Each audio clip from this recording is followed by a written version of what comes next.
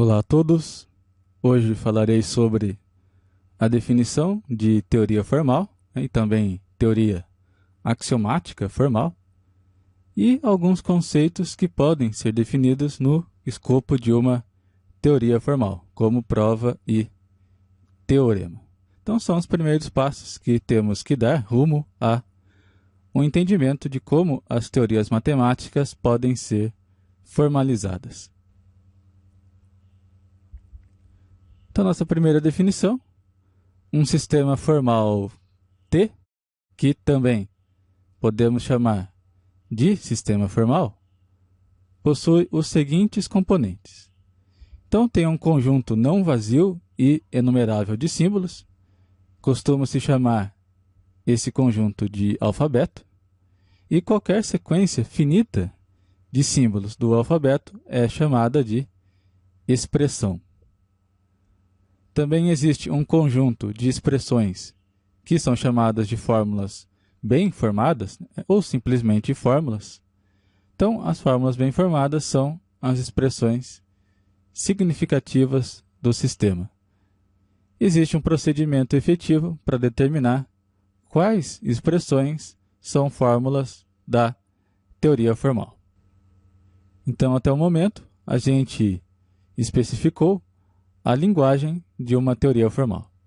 Tomando somente estes três primeiros itens, nós temos uma linguagem formal. Agora, podemos complementar essa linguagem formal com um aparato dedutivo e daí obter finalmente um sistema formal, ou uma teoria formal. Então, ainda faltam dois componentes. Um conjunto de fórmulas, que serão chamadas agora de axiomas, e um conjunto de regras de inferência. São regras que nos permitem concluir determinadas fórmulas, tomando outras fórmulas como input, digamos assim. Um exemplo de regra de inferência é a regra modus ponens, que diz o seguinte: a partir de uma fórmula A e de uma fórmula CA, então B, podemos concluir a fórmula B. Muito bem, então esses são os componentes básicos de uma teoria formal. Uma teoria formal, como eu disse anteriormente, é basicamente então uma linguagem formal. O que define uma linguagem formal são os itens A, B e C, da definição que eu apresentei, dotada de um aparato dedutivo, que são os axiomas e as regras de inferência. Os termos que aparecem nos axiomas que não podem ser definidos em termos mais simples são denominados de termos primitivos. Agora, se uma teoria formal possui um procedimento efetivo que consiga decidir quais formas da teoria são axiomas, então a gente passa a dizer que essa teoria formal é uma teoria formal axiomática. Então, registrando isso nessa segunda definição, uma teoria formal axiomática é uma teoria formal, portanto, possui aqueles 5 componentes básicos da definição anterior, que possui um componente extra, um procedimento efetivo para determinar quais fórmulas são axiomas. Bom, uma importante característica de uma teoria formal é que ela permite que se defina com precisão aquela ideia intuitiva de demonstração matemática, como uma cadeia de implicações lógicas que partem de princípios básicos dessa teoria e chegam a conclusões, que nós chamamos de teoremas. Então, dentro do escopo de uma teoria formal, uma prova formal é uma sequência de fórmulas que se inicia em algum axioma e, através exclusivamente da aplicação das regras de inferência dessa mesma teoria, chega-se até a uma fórmula final dessa sequência. Então, essa fórmula final será chamada de teorema. Então, vamos registrar isso na próxima definição.